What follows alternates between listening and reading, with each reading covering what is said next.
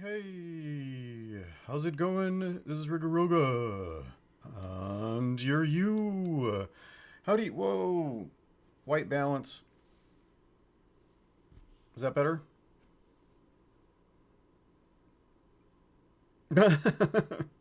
my my screen is apparently it's washing my face out. um yeah, anyhow. Howdy. Rigaroga here, you're you, and I have no idea what I'm doing, but I'm gonna try playing Weave. I did the unboxing, and now I'm gonna try and do. I mean, I'm basically gonna try and play solo, and I had intended to really like figure out how to do this before filming it, but I kept putting it off and putting it off, and it's been what, like a month now. Anyhow, a long time, and it's about time that I sort of get to it. And so here we are. We're gonna try it. We're gonna see how we do it. But before I do, I just want to say, Diamond Crafter A, thank you for the follow. That was really awesome. And sorry I didn't get it during the stream. I realized what happened is that I had the alerts down in this corner, and I had chat up here and the game up here. And so while I was talking to you in chat and playing the game, I failed to see the alert. So I apologize, but I thanked you in chat and I thank you now on stream, although it's a different stream, you know. Anyhow, thanks so much for the follow. And, you know, if you're somebody else and you aren't following me, follow me. That'd be nice. Okay, so let's figure this out. Now, Weave is a card and dice based game. If you've seen the unboxing, you saw me set up the scenario. It's kind of like dice or cards in that you can use them to do any story in a way. There are some stories set up in... oh, and that reminds me, I'm actually going to have to set up the game on my phone. I forgot that I was testing out the app that they have available, and of course my phone is completely without charge. So we're going to actually have to start up the app and use that to do the game. And I've been trying to figure out some ways to display that on screen on stream, but I haven't quite figured it out yet. It's not quite technically there yet. But you can see the app. This is the app, and then I've got the one game in the setting of Goblins are Jerks set up, and that's what I did during the unboxing. And the character is Kabo Aboom. And then this is the setting. So we set up the setting and then set up the character, drawing cards to do those things. Give me 1 second. I'm gonna stretch this. Come on, you. There we go. There we go. Come on.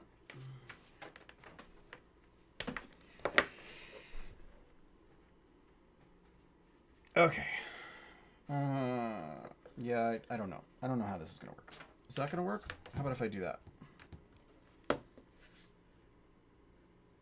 Yeah. Okay. We'll do it that way. So I'm not going to be able to display a lot of the cards as I'm playing, but we'll go from there. We'll do our best. I'll do my best. We'll see how it goes.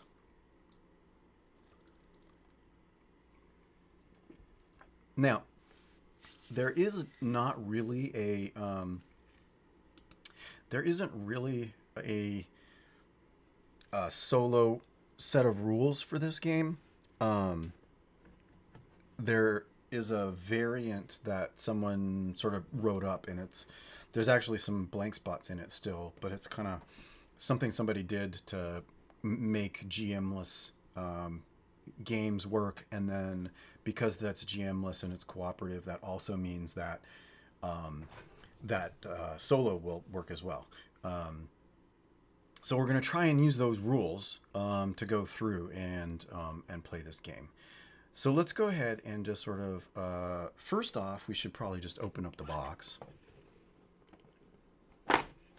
And I'll probably, I don't know, I might just leave that here. But we've got multiple decks. And then the dice. And the dice have a bunch of symbols on them. They've got X's and weaves, and then the 4 elements that are part of the game. So those are the dice that come with it. And then these are the 2 decks. There's the tarot-like deck, and then there's the regular suits deck. The solo rules, they suggest, so I just go ahead and, this is the GM-less solo weave rules, and they were, I found them on the Discord, and I forgot the user, and it doesn't actually say who wrote them on the document itself, but you can find it by going to the Discord and then just doing a search for solitaire or GM-less solo. And you can find it as a download. But basically, these rules could also allow for solo play, it says, which is an even more collaborative experience, although you're collaborating mostly with yourself and the rules. When playing solitaire, the game will be more difficult, as most Weave playsets are written for group play. Bend the rules, fudge the numbers, but try not to cheat. At the end of the day, you are in control of your own experience when playing solo. Write things down and be as descriptive as you can. It is possible to rush through a session in 15 to 30 minutes, but writing the story in a journal will force you to slow down and think more critically about the situations. Powering through your rolls will probably cause you to fail your mission before you get halfway to the destination. But slowing down and describing the situation before you attempt it should give you new ideas. And then for solo, the setup, it suggests. Oh, and now I've mixed these up. There's no up or down inverse or averse sort of thing for these cards, but anyhow, before you get started, get things ready so you don't have to interrupt your game to find them, which I'll probably have to do because I didn't really do it very well. Weave cards, dice, and app. Device charger recommended. I should have charged my phone in between streaming. Pencil and note paper, so we got that. Grid paper to map out your hub, which is a special rule thing for this particular GM-less thing. 1d10 to generate random numbers for the encounter table and in-game currency, etc. Player token to represent you in the game. And a play space. So we'll have this as our my play space somewhere wide and clear for the game, as long as the cats don't disrupt things. Create the first episode of your game and add your character local in the Weave app, which I did during the unboxing video. If playing with multiple people, invite them to join your session. Yeah, okay. Think a bit about each character's relationship to the game world. Answer all questions in your game journal. I kind of did that as I was doing the character generation. Character Kabo Aboom. And I'll probably have to remind myself a couple times as I go through like who this character is and what they're doing. But basically they were a knight who sort of had this unfortunate ability to destroy things and also constantly summon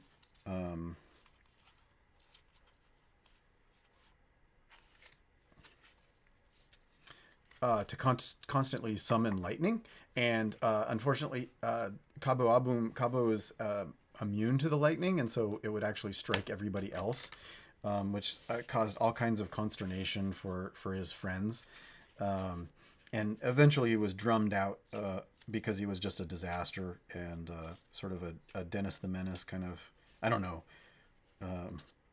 causing havoc everywhere he went. And I think what he ended up doing is, doing maybe petty crime and stuff like that. So he's got kind of a history, but he lives kind of privately in sort of a junkyard where his affinity for breaking things comes in handy.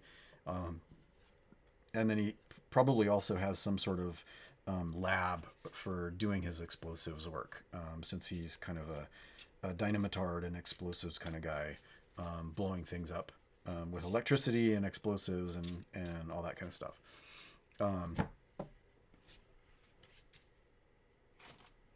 So that's kind of how I'm thinking about it. Kind of a solitaire guy, has some connections with having been a knight, but also having been involved in the sort of underground,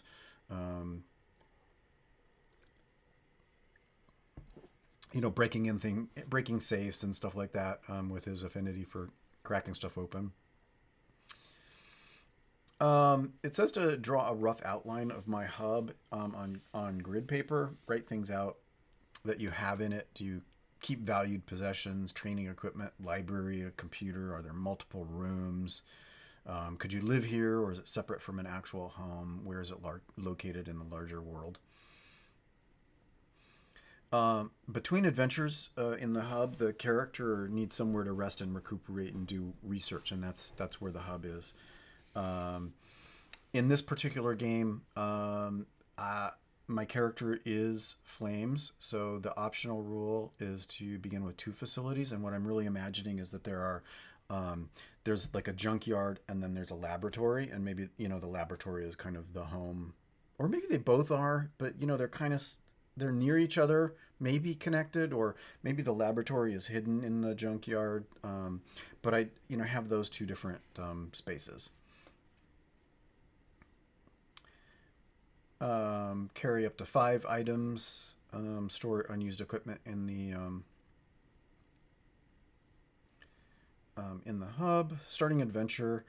Each play session is an adventure, so this is adventure 1. They're meant to be single session experiences that are randomly generated with a few dice rolls. Setting the scene. Think about how the foundation cards connect with your story and each other. Why is the boss at this location? What drew them to that place? Have they built a lair, or are they running into them for the first time? What's the location's relationship to the world? So this is all about the overall story. And so the theme is Moonshard incoming. A massive chunk of the moon has recently broken away from its fractured surface, and it's on a path to smash right into your favorite corner of the wilds. The goblins must find a way to stop the Moonshard from smashing their home and deal with the consequences. The location is Gladedon's back, huge lumbering beasts that carry entire forests and often villages on their back. Their scales are akin to stone, their breath creates windstorms, and each step transforms the landscape. Yet Gladedons rarely wake from their slumber. And the boss is Rufus Red Belt, a vicious leprechaun with bright red hair. Rufus is the founder of the Red Belts. Don't confuse him for a dwarf. He's missing 2 fingers on his left hand, a punishment for earlier crimes. So basically what I think, and this is something that the character doesn't necessarily know. So I think that we have this chunk of the moon, raining down, and it's gonna hit the Gladedon. The Gladedon is sleeping and hasn't been awake as long as anyone can remember. Nobody knows it's supposed to how to wake it. And then we've got the boss, and I have an idea how the boss works into it. But our character doesn't really know. Sort of vaguely, I think everybody knows that they're on a Gladedon, but they don't know anything about it much. It's kind of not part of their daily lives because it's sleeping and just hasn't woken up, and everybody's sort of on the back of this Gladedon. And the Gladedon, I think, is Littleback. That's the name of this region of the wilds.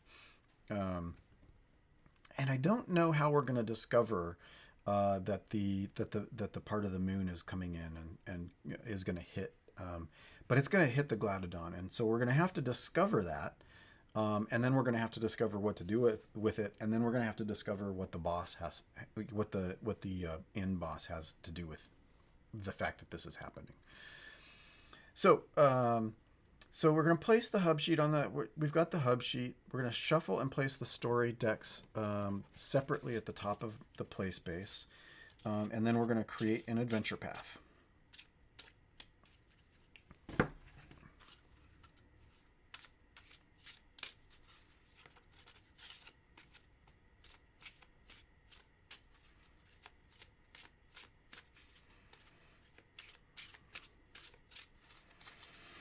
Okay.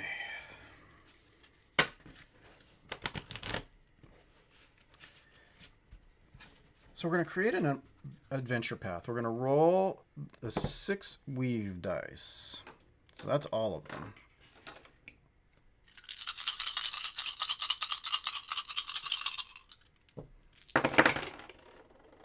Okay. So every suit, 3 flames and 1 breeze. So for each face suit, draw a challenge card and place it face down. So 1, 2, 3, 4. For every strike, stack a challenge and story card and place them face down. A challenge and a story card and place them face down. I guess it doesn't matter where I put that. And then for each weave, place a story card and then re-roll the weave. So that's a strike. So we're going to do a challenge and a story card. And then at the end, place a story and challenge card stack at the end, and then roll the dice a second time as described above.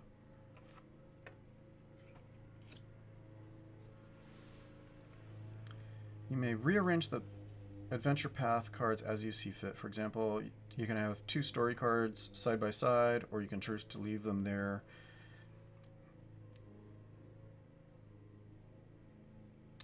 Now wait, what am I doing? Re-roll the weaves. Okay, place a story card and challenge card at the end, then roll the dice a second time as described above. I'm going to make it. Why would I roll it a second time?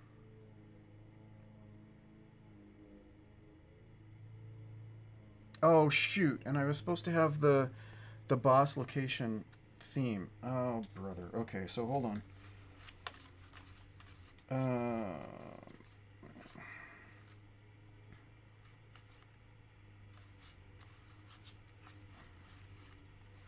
Okay, coin. Shoot. Okay, hold on. Stag and tortoise. Okay. And so these are on the right. This is my destination.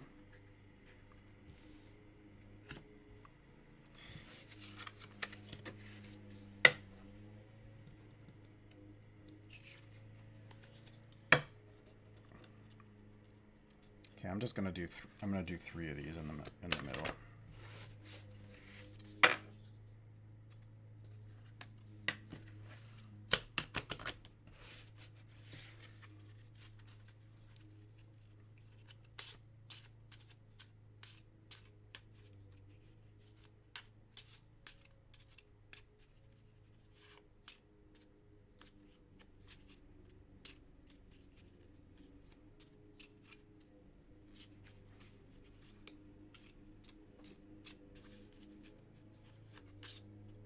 Okay.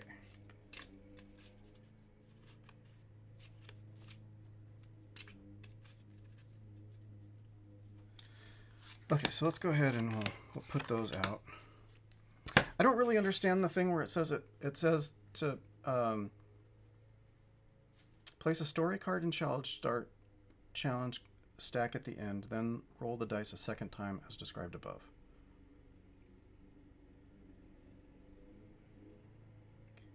That seems like a lot of stuff to go through. I'm gonna just go with this. I'm gonna go with this.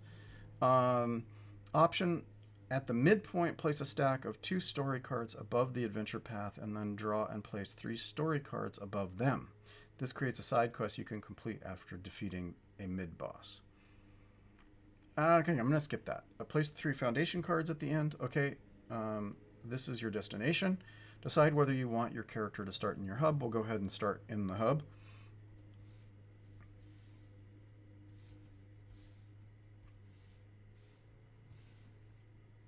Okay, and then we'll put these back here. Okay, well, we'll just go ahead. The destination is there, and whenever we're ready, we'll go ahead and grab that.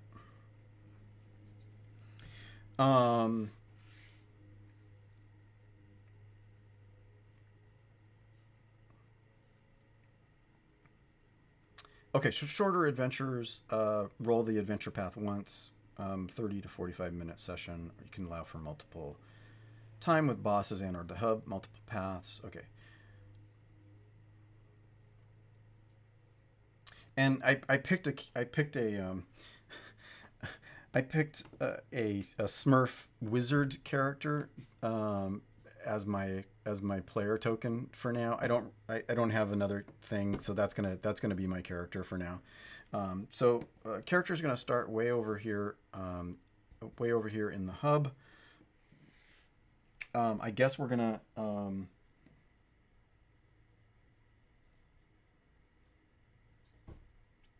don't know.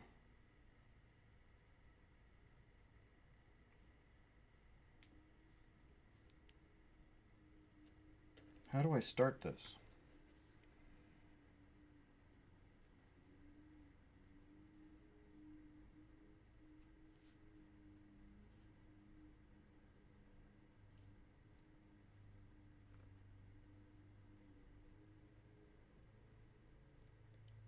New episode. Okay.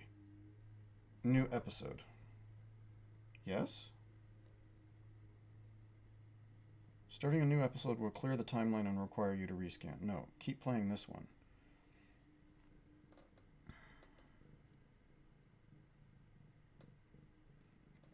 Oh, I see. Okay, so now we're going to add... Hi, Ring. How you doing? Come here. So we're going to go ahead and we're going to scan a non-player character. So we're going to draw the assassin.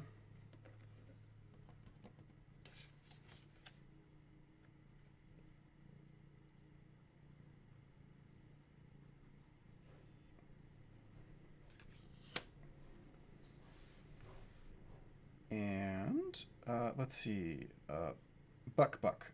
From the tattered jeans and oversized horned helmet to the do-it-yourself shirt from an underground goblin gang, you can tell Buck has seen more than her fair share of epic moments. Once an outcast living in a far-off, dystopic wasteland, Buck settled down in her own swamp nearby.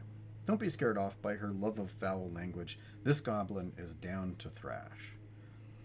And a poison merchant. Not exactly a way of life that most people are proud of, but you can't discount the use of a good poison. These merchants don't advertise their wares in the most obvious ways, but they usually use a symbol like a spider or cobra to signal potential buyers. Unlike most folks, they don't seem to mind selling to goblins who can pay up. But most can't handle their strongest poisons. I'm gonna go with Buck.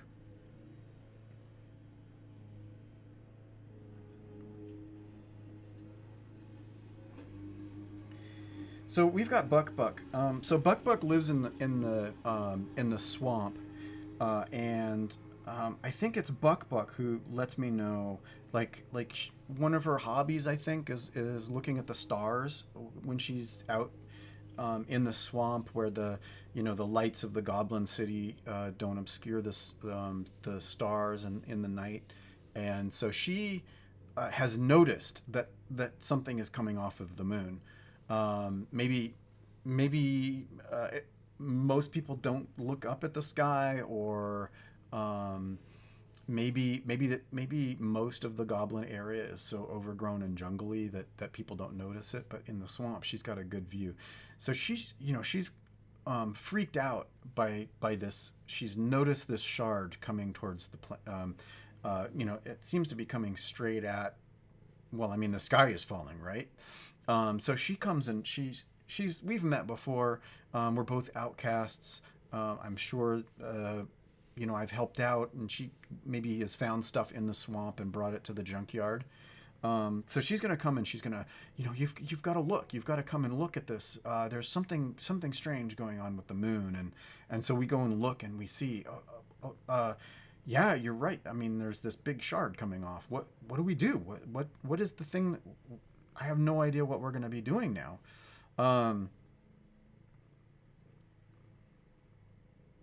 And so that's the beginning of this adventure, is realizing that this shard of the moon is coming to crash down, and we've got to do something to warn people, or find out how this is happening, or stop it, or do something. So we're going to go ahead and...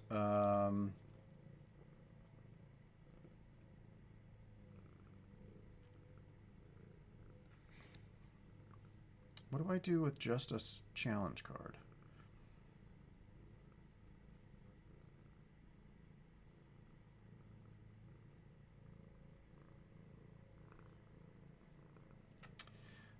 Okay, so move your token to the first face down adventure card and turn it over. Record what you find in your journal.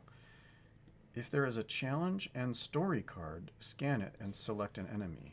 This is an enemy encounter. If there's no enemy, this is an obstacle you must overcome. So this is a flame challenge.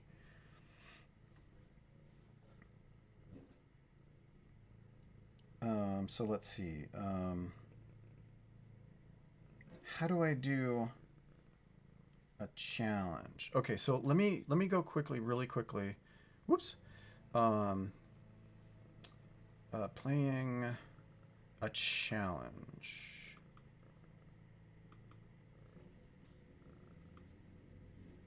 Playing a scene, playing an encounter.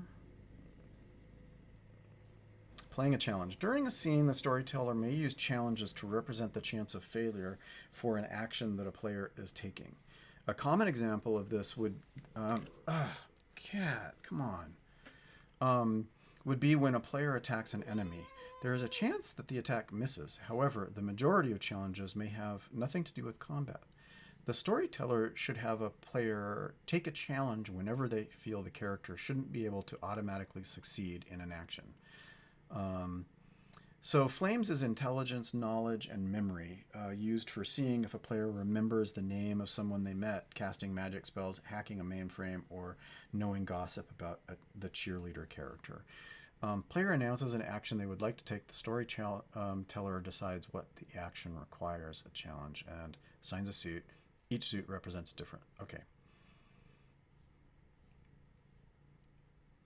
Once a challenge has been established, storyteller and player carry out the following steps. For any challenge, player starts with 3 dice. Okay.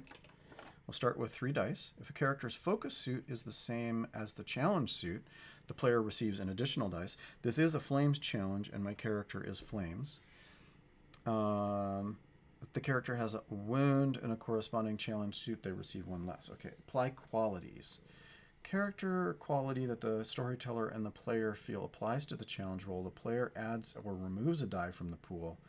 Items can also be considered here. Additionally, a storyteller might feel that the character is trying to solve a challenge that is awesome enough that they want to see it happen. In this case, the storyteller may add an additional die to the pool. Once the final die pool has been established, the player rolls all the dice and determines if they are successful in overcoming the challenge. Any dice roll that matches the suit of the challenge are counted as a success towards the challenge. No, ow, oh, no, no, no. No, no, no. No, no, no, don't climb up there. That hurts. I know, stop being squirmy. Okay, so this is a flames challenge. This is going to be intelligence, sort of who I've met. I think what's going to happen is that we're going to try and figure out who we know that we should tell. And so I think I'm going to use my connections as a knight. Means that I have some governmental connections. I'm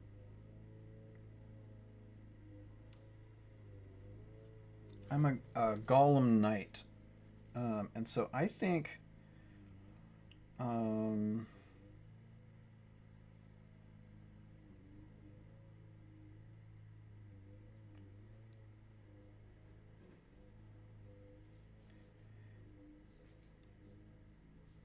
yeah, so this is part of my backstory. You don't just make golems, you ride them, and sometimes you turn them into a living armor that makes you nearly as dangerous as an average adventurer.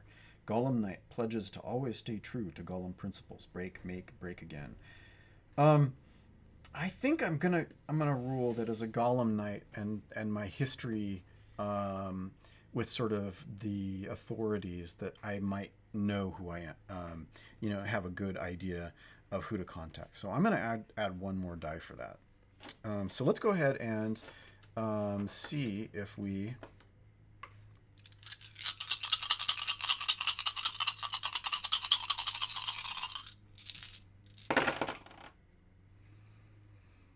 Oof. Okay, determine successes. Number of successes meets or exceeds the challenge level. The challenge is successfully completed. The player describes how they succeed and there is much rejoicing. If the number of successes is less than the challenge level, the challenge has failed. The character is unable to complete the challenge on their first attempt, but they can try again if they want, or the storyteller can have the action succeed with a drawback or twist, moving the story forward. Receiving, if there is one or more strikes rolled, the character receives 1 wound to their character. Okay, I'm going to say that we get 1 wound. Wait. Affects a particular suit. How does it... There doesn't seem to be a way for the wounds on here to affect a particular suit.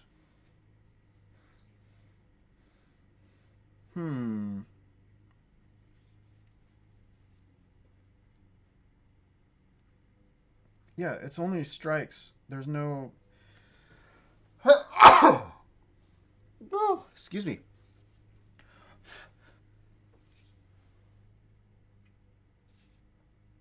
There doesn't seem to be a way to assign a wound to a suit, so I guess I'm not going to do that.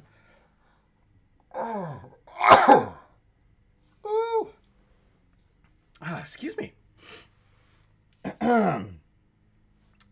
But I'm gonna call it. I'm gonna call it flames, because it was a flame challenge. But it's also, I think it's a wound to my pride that I can't.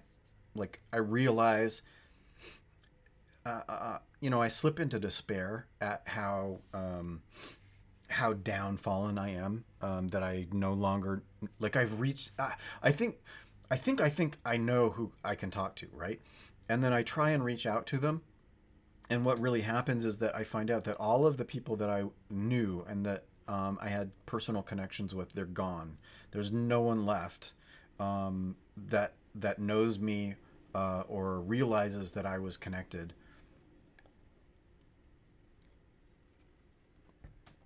So I'm basically persona non grata now. And I suffer a wound to my personality because of how despairing I am of that situation.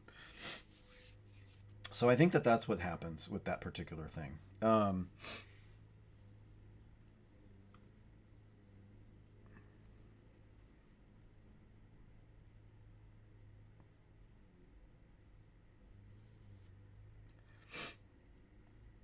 Okay, and so that's my... Oh, actually, wait.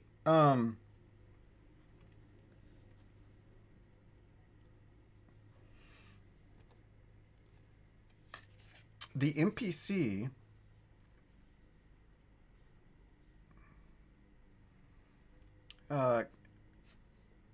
has 1 strike before they abandon you, but can assist you with any rolls. So I wouldn't... Well, let's roll 1 more. It actually is a flame. I'm going to go ahead and take the 1 strike on the NPC. So the NPC is gone. And I did actually now manage to succeed with that assistance. So I think the NPC is disappointed in me and manages to pull a string and use some resource of hers. We go and we try and find somebody, and I find out there's nobody I can talk to, and she vouches for me. She realizes that we're gonna fail if she doesn't step in, and so she takes the person we're talking to aside and maybe gives up the last bit of gold or treasure she has and promises it to this person if they'll help us, even though they don't know who we are. So I think that that's what happens. And then I've used everything. I've got to go back home. I can't keep on with you. I'm sorry. I thought this. I wish you luck, but that's all of the resources I have. And so then she goes back to her swamp. So I've met Buck Buck, but she's now heading off on her own. I think that's what happens. Okay, so the next thing that happens, I wonder.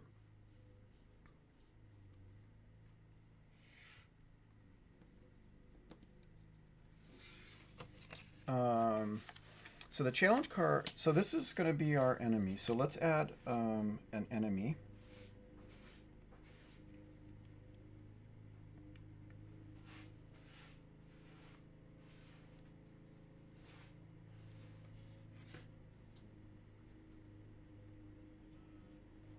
Okay, so we found the Dusk card. No. Cancel. Cancel. Cancel. Cancel. Cancel.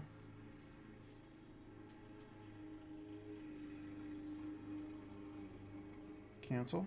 Cancel. Cancel. Okay, that was a mistake. I don't know why that happened. Okay, an enemy. Here we go.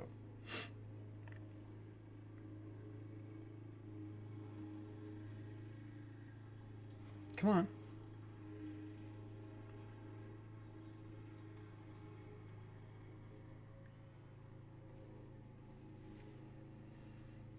Okay. So the enemies are a busted golem. Sparks fly from the cracked head of this golem. It stumbles and lurches forward. Oh, and its jagged arm is stuck in a constant thrashing motion. Missionary of Bork Bork spreads the gospel and bludgeon and fist. Join them or get clobbered. I think actually, I'm not sure how this works out.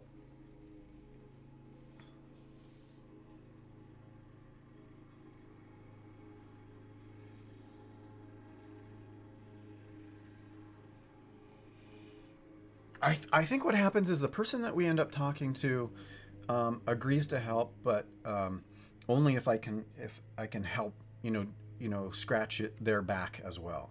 And the way that we're going to scratch their back is by fixing this busted golem for them.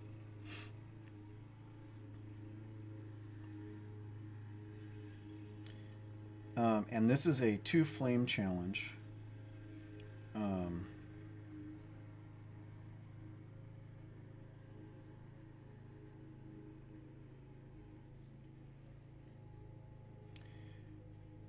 So we've got, we start with 2, and this is a flame challenge, so I get to, luck out and get an extra thing for that.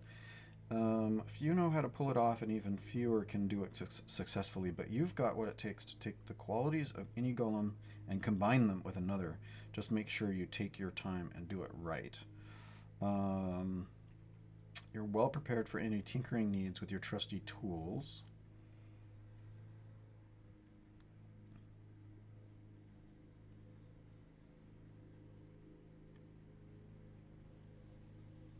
I don't have a second golem, so I'm gonna go. I got a tool for that. I know exactly how to fix this. What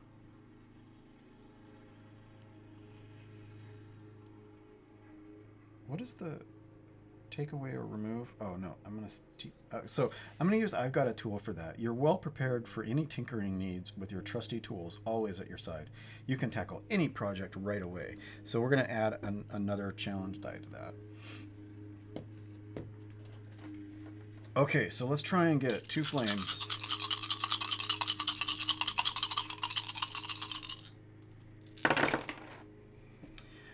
Two flames and no strikes, so that's pretty awesome. So here's my 2 flames. Definitely succeed. It's not epic, but we managed to succeed at that. So I managed to fix this golem for this person. So they're definitely gonna help us. Get somebody to talk to.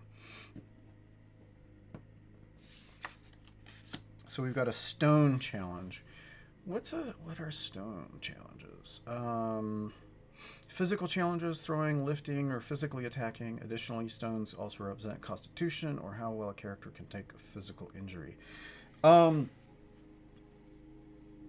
Yeah, so I think obviously we've got while I was doing this, I suspect that my my lightning rod ability, I managed to pull in a um, some kind of lightning. Um,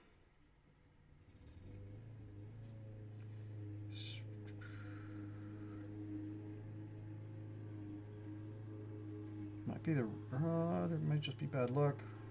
Striking you more than once.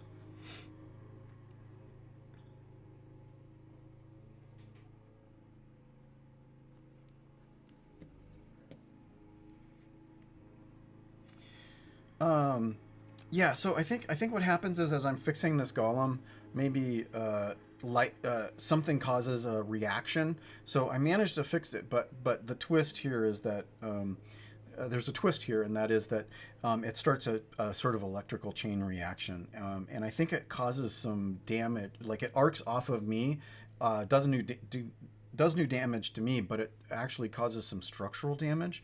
So I think that what's going to happen is we're gonna start with 3. I don't get an extra because I'm not a stones character. Um, I think I'm gonna get nothing. I'm gonna get a bonus because nothing is shocking. So it doesn't damage me.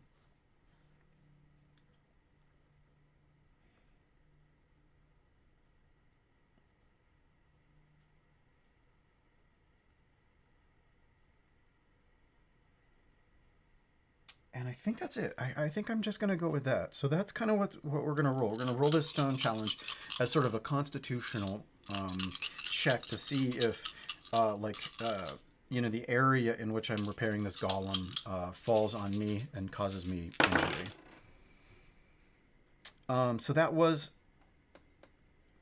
1 stone. But what is? Okay, hold on.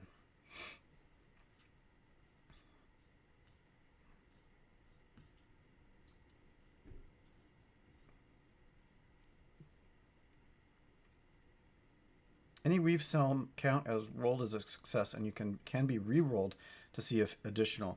So actually, we did succeed quite successfully. We got 3 total, and we got 4. So we got 4 successes. What is an epic pass? 2 or more successes than the challenge they perform an epic pass. The character then has more influence on how the action is successfully carried out. Additionally, if they had previously used their signature move, it is then refreshed and available for use once again. Wow, that's pretty cool. So I think actually what I want to do is I want to say, as a Golem Knight, you don't just make Golem Knights, you ride them, and sometimes you turn them into a living armor that makes you nearly as dangerous as an average adventurer. Golem Knight pledges to always stay true to Golem principles: break, make, and break again. I think what happens is that um,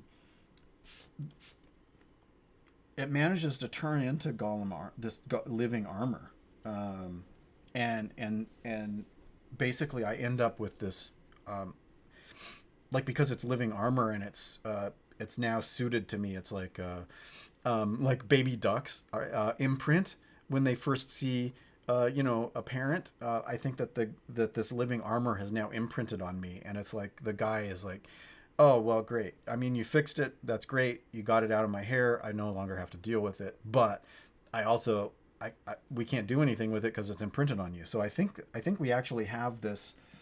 I think we have this living armor. So let me see if I can. Let me see if I can add. Can I add a living armor? Oh, I can't. So I don't know how that works.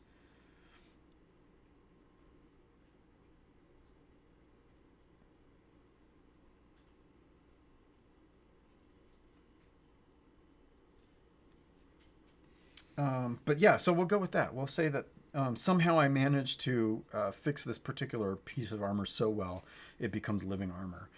Um, and I don't know how to represent that in the game, but or maybe I can't. Maybe I can't do it that way.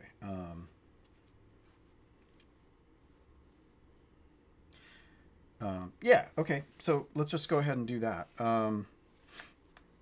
Let's go. Oh, Dusk and Dawn. So this is a Gale Challenge 3. Maybe the NPC actually comes along with me to help.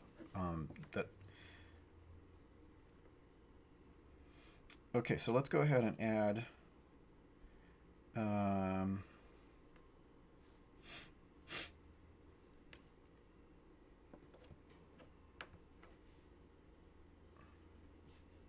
Let me just double check here really quickly. Story card on its own and roll to what you find. Oh, I see. Okay. Okay, so this is an enemy that we've got to face.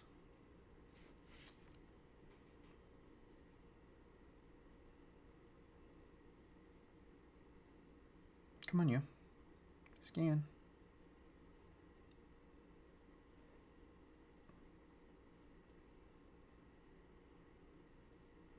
Come on, you. There we go. Okay, so we've got Dawn, and it's going to be a 3 Gale challenge. That's going to be tough. Okay. So the enemy is a Glareling, an annoying spirit conjured by a particularly nasty look from a wizard.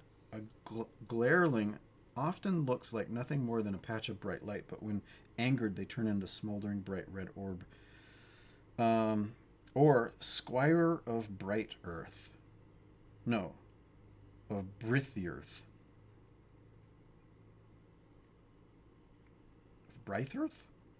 A brash squire, seeking to prove themselves by defeating local menaces and monsters. These squires seem to favor goblin settlements for their heroic deeds.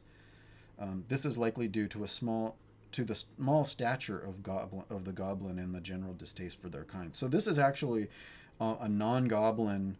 I think that this guy shows up while we're working. You know, we're in sort of some remote outpost, talking to this NPC, this guy that was going to help us out and fixing this golem.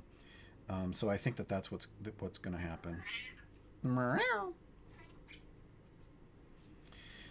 So this is a Gale challenge. Gales are...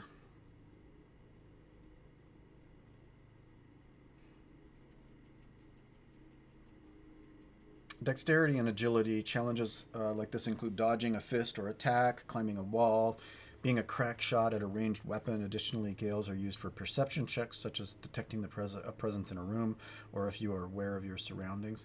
Yeah, so I think this is going to be all about detecting and avoiding, being perceptive enough to realize that there's a danger, and then dexterous enough to avoid it.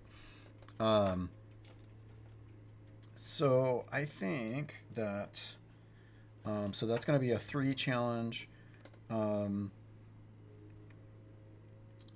don't get a plus.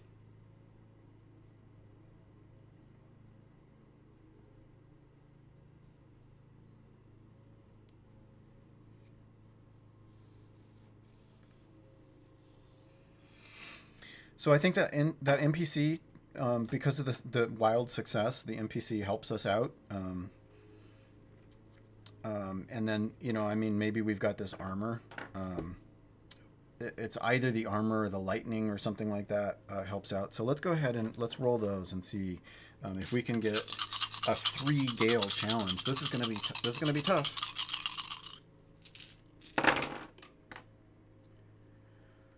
Oh yeah, so we only got 1. We got 1, but no strikes. So I wonder what that means.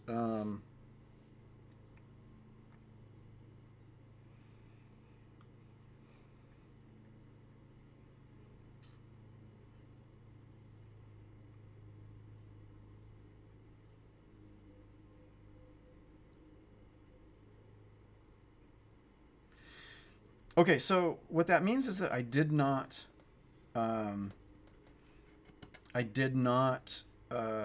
manage non-combat means of defeating this squire. So I actually have to defeat this squire in combat. So how do I do...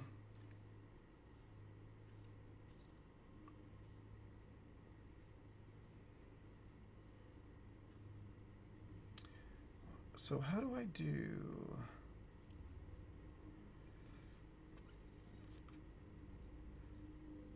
Fighting an enemy. Okay. To fight an enemy, choose a weapon and make an appropriate roll. Record your encounter and your attack, and then make your roll.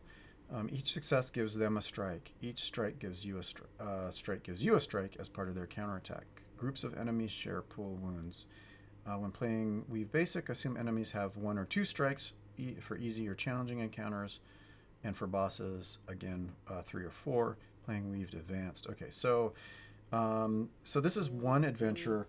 We're going to go ahead and, according to this, the thing, we've got 1 strike for the enemy. So we just have to get 1 strike.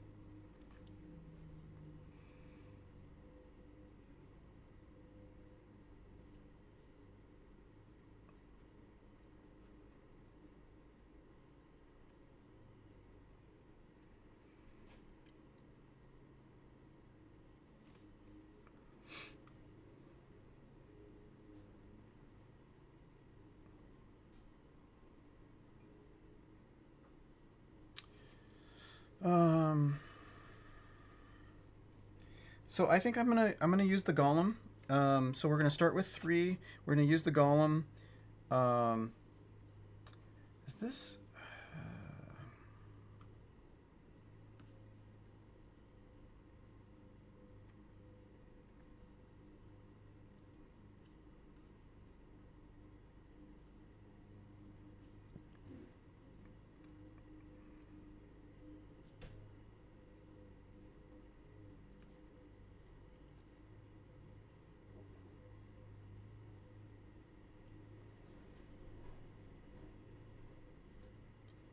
I don't know. I'm not entirely sure how to do this. I'm guessing it's maybe another 3. So we're gonna start with 3, and then I'm gonna use my golem, and then I've got an NPC to help me. So we're gonna try and roll again. I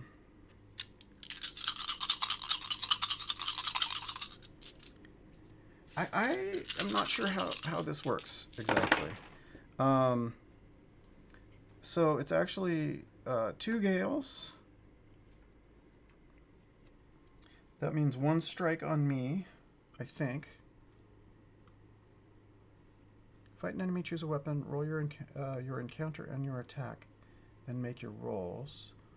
Each success gives them a strike. Each strike gives you a strike. Oh, each success. I see. So, so we've got 2 gales. This is dexterity. So they've got 2 strikes, and we've got 0. I see. Okay. So that actually means that we win. We succeed at defeating this squire. We send them packing. They think they're going to attack, but we have this golem that we just managed to charge up, and the NPC comes back, and it's like, this squire thought it was just going to be this guy with this broken golem, and it turned out that there was like this force ready to meet them. So that's pretty cool. So let's go ahead and we've got a 3 flame challenge. Boy, so this is another intellect challenge. So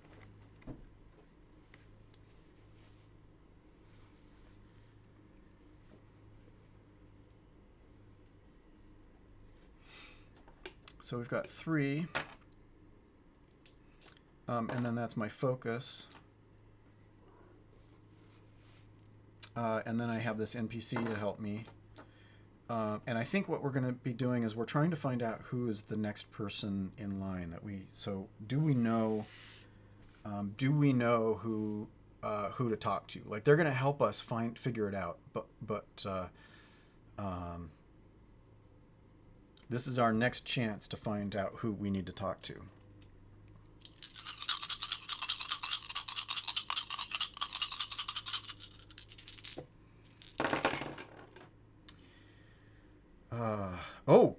Actually, so that's 3 successes.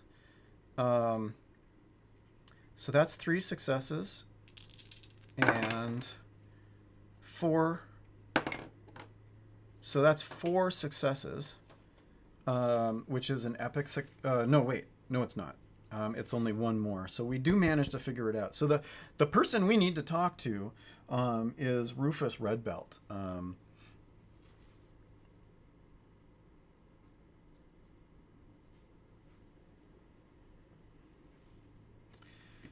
So Rufus Red Belt, a vicious leprechaun with bright red hair. Rufus is the founder of the Red Belts. Don't confuse him with a dwarf. He's missing 2 fingers on his left hand, a punishment for his earlier crimes. Luckily, he's still got all the required digits to have a crude gesture at his enemy, to give a crude gesture. He and his gang are infamous for mugging children and the elderly. He vows to never go back to jail, no matter how steep the price. Yeah, so I think this is the guy. We don't necessarily have a way directly in, but we've got to talk to him because he's connected and he's got ideas, and he'd be a good person to talk to.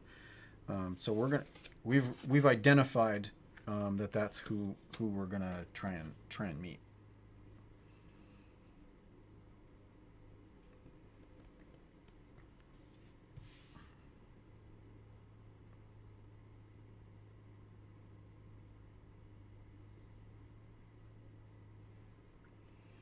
Okay, so who is this? A buccaneer or a squid sorcerer? But this buccaneer may not look like much. They've got a boom salt cannon trained on you. If you knew more about the pirate life, you might understand that all the tattoos and piercings mean something, but there's no time for that now. Squid sorcerer, not to be confused for an octopus, this cephalopod can cast a number of spells at once from their many tentacles. Rarely seen outside the Gilded Sea, they sometimes venture into the dry lands to recover stolen artifacts or study the peculiar creatures who breathe air. I feel like it's the Squid Sorcerer, so we're going to go ahead and we're going to pick the Squid Sorcerer.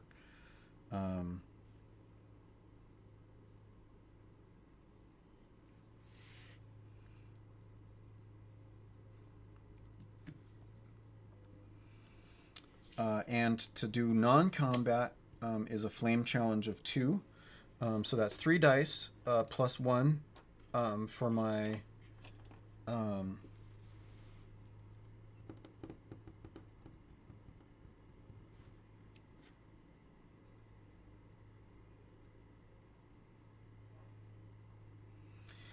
for my thing, and I think that I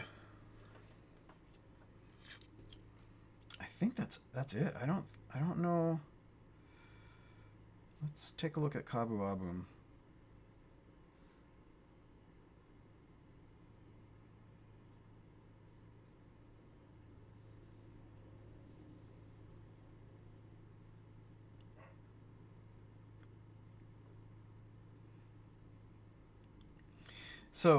So one of my things is Bomb Mancer.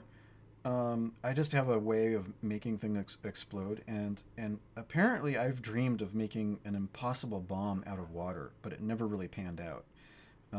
So I've thought about how to make water explode.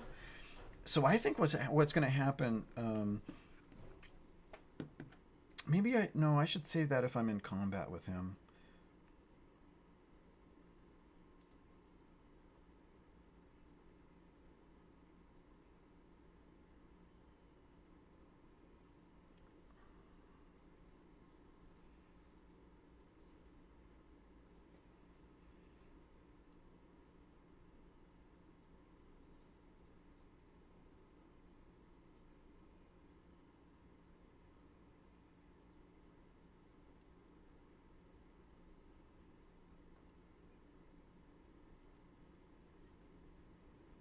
Okay, so I'm just trying to think.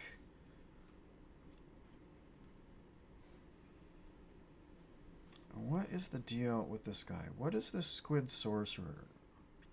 He's come to find some sort of stolen artifact or study the creatures who breathe air. Somehow he's in the way. I think like he's he's Squidward from Infinity War, and he's like the maitre d' or the bouncer that we have to get through in order to get to get to Rufus.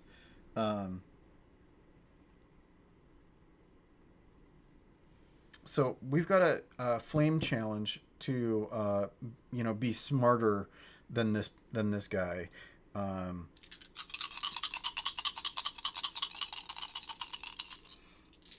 we're gonna convince him to let us through to talk to Rufus. Okay, well that's 2 successes, which is great. That's enough. And 1 strike.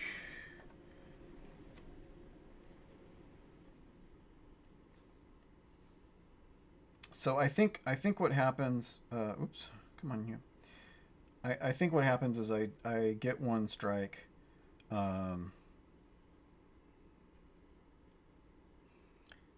It was like intellectually super challenging to figure it out, or he made me doubt my intellect, even though that's my forte, that's my focus. But we definitely succeeded. I shouldn't have re-rolled. I should have just taken it without re-rolling. We'll go with that. We'll go with 1 wound. Okay, so we'll go with that. So he's gonna let us through. I did take 1 wound, but we're gonna go through. Oh God, this is a 3 flame challenge. That's another 3 flame challenge. Wow, come on, guys.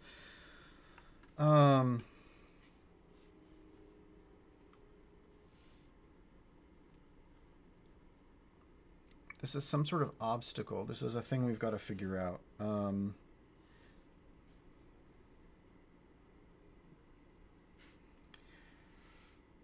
Yeah, so I think he wants us to prove ourselves by figuring out a puzzle. I don't know what the puzzle is, but we're gonna figure it out. I'm gonna start with 3. I'm gonna take 1 because I'm flames, and then I'm gonna take.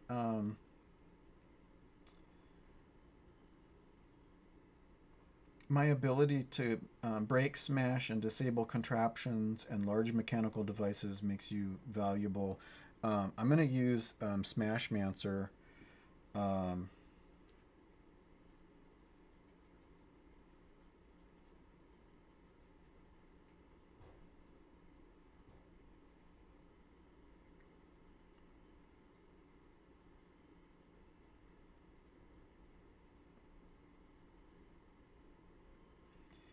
And I'm gonna take monkey rank. Well, dang! Don't you just have a knack for blowing a good thing up? You really know just how to do the right thing to get just the wrong outcome for whatever poor contraption you're tinkering with.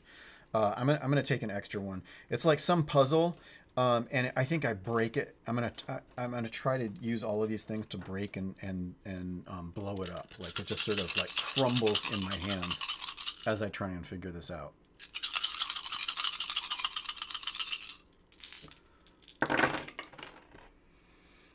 Okay, so that's 3 flame challenge, and that's a success. So that's just so we managed to succeed at that. So I managed to solve the puzzle like a Gordian knot by breaking it. So like the Gordian knot, I cut it in half instead of actually solving it. Apparently, causing the puzzle to crumble was not an outcome that Squidward had figured was possible, and so is surprised at, can't quite figure out if it's genius or idiocy on how I solved this puzzle, but I managed to do it.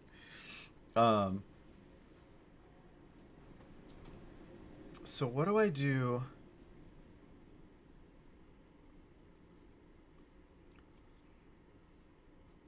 When you reach the foundation cards, you're entering the boss's lair. Describe what the scene looks like in your journal when you confront the boss. Do you approach openly or sneak in? Do they have guards? Do you attempt to lay a trap? During the fight, you may make standard attacks or special attacks. See below. Special attacks. Draw 3 challenge cards and use them to describe environmental, situational, or otherwise special attacks that you make based on your adventure so far. Consider tying them to the information that you have. You do not need to use them at the beginning of combat. You can use them on it. Okay.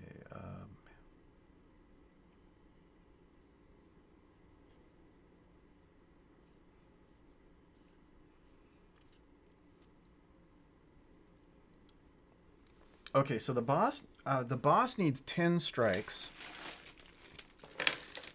1 wound, 10 strikes total, in order to be defeated. So I'm going to use these 2 dice to represent the boss. Now here's the thing.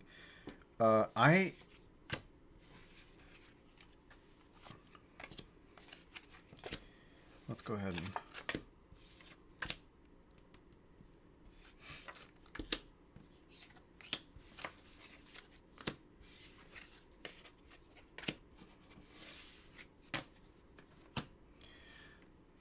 so we're gonna draw 3 challenge cards. 1, 2, 3.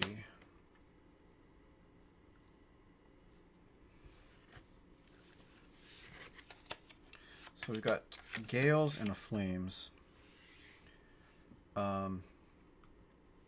Gales are dexterity and agility, and Flames are intelligence and knowledge and memory.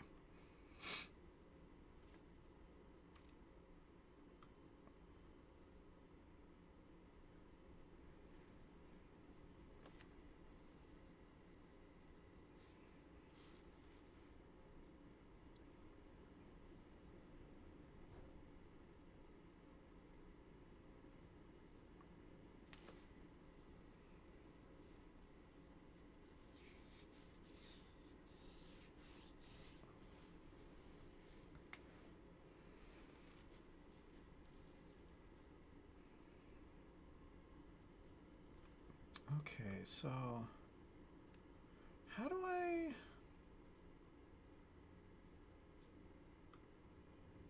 Challenges, rolling outcomes. Start with 3 dice.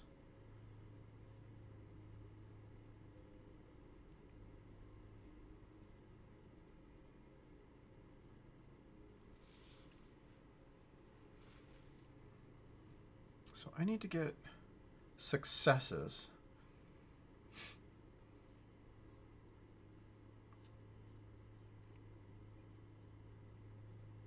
I'm not entirely sure how to do combat.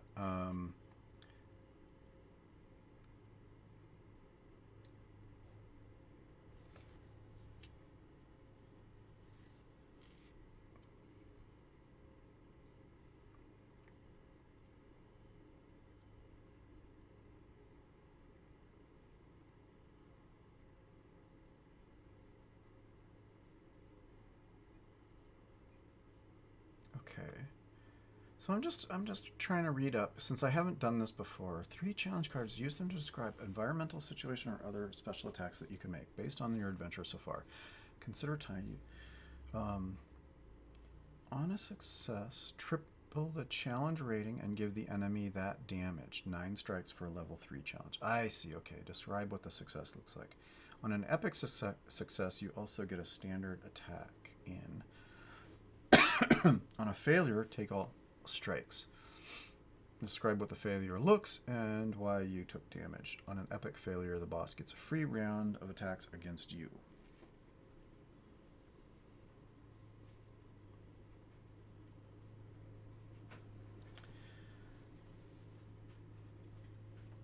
So I think, yeah, so we're going to go ahead. We're going to start with 3. It's a Flames challenge, so I'm going to go ahead and add 1. And I've got the Golem. So we're going to go ahead and add that. So we're going to try and we're talking to Rufus, and here's what happens. Rufus, we reach Rufus and find out and tell Rufus, or I do, there's a shard from the moon. My friend saw it. It's coming to the crashing down to the. It's going to destroy this Gladedon. It's coming straight at us. we need to do something. We need to wake up the Gladedon, or we need to, tell people. We need to warn everybody. And Rufus just starts to laugh, and Rufus, Rufus' reaction is like, "What the hell is up with this guy?" And Rufus tells us, "Well, you came to the wrong place, because I'm the one that called the shard from the moon. I want to, not only will I destroy this place, but I'm going to mine it for its resources and get wealthy. I'll have revenge on everyone that lives on Littleback, and I will become wealthy when I recover the rest of the shard after everyone's gone." And so I'm like, "Oh my God, we've got to figure out how to do this. We've got to defeat Rufus, and figure out how to, go to the next step. But we've got to stop this guy, because he's clearly mad, bad, and dangerous to know, and not in a good way." So we're going to do the Flames Challenge.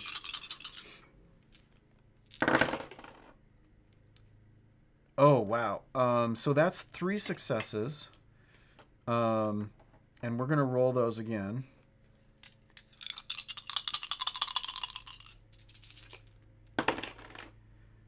That's 5 successes. 7 successes. So that is an epic success. So we get a standard attack in. I don't know what that means. On a success, triple the challenge rating and give the enemy, so 9 strikes for a level. So we're going to triple that. So that's 6 damage. So he's down to 4.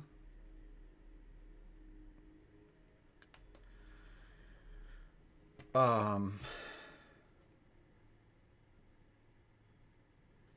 an epic success, I also get a standard attack in. I don't know what that means. I'm gonna use. I guess I'm gonna use a bomb or something. So this is basically. I was dexterous enough to use the golem and get a swipe in. But I also at the same time I did the thing where, like, I managed to pull my thumb out of a grenade and leave the bomb behind and like stick it to his back. So we're gonna go ahead and do that. It's gonna be a Flames challenge. No, it's a Gale's challenge. So we're just gonna roll 3 dice and see if I can get a Gale. No, I can't. So that did not work. Okay, so that was one flame challenge. So let's go ahead and we're going to do the Gale challenge. The Gale challenge is dexterity. I think we're just sort of fighting. I'm in this golem mech, and Rufus is attacking me. And I'm trying to figure out how to avoid his attacks and perceive what's going on. So we're going to start with a 3. I don't have any advantages for Gale. But I think what I'm going to do...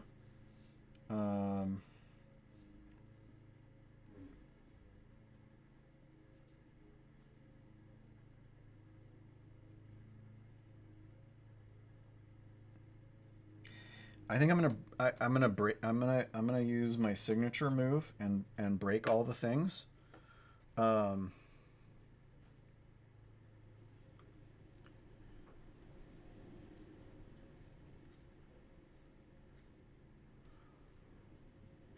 do I do?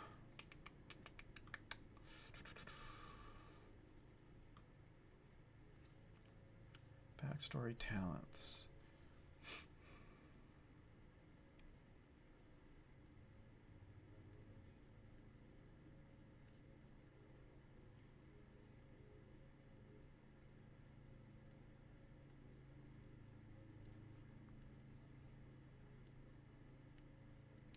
Yeah, I might as well. I'm gonna use my signature move to break all the things. I'm gonna whatever whatever weapon he's using.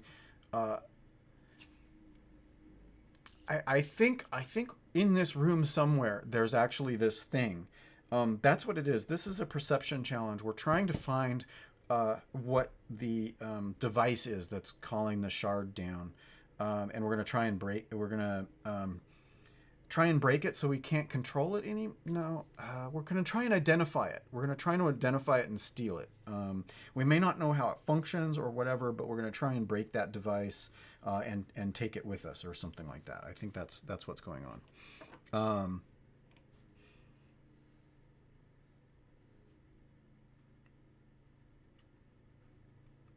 And so I think we're gonna monkey wrench.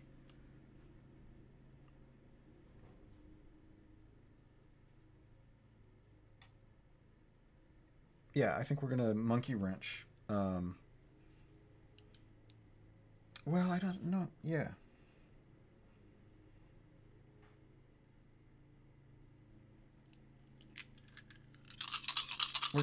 We're tinkering with all of this stuff in this room, trying to figure it out. Like in between combat, we're ducking under things, trying to figure out, is this it? Is this it? And I'm like, poking and punching, and what does this button do? And blah blah blah blah blah. Okay, so that's so that's actually 3 successes and 1 strike. So we'll re-roll that, and we'll get. So that doesn't. Yeah. So that's 1 success. Now I did use my signature move for that. So I used it to get a die, so I don't think that's gonna quite. I'm gonna go ahead and give myself that 1 strike. So we managed to succeed on a success, triple. So that's another 6. So actually, at that point, we actually managed to succeed the 10 strikes against the boss. So the boss is now down to 0.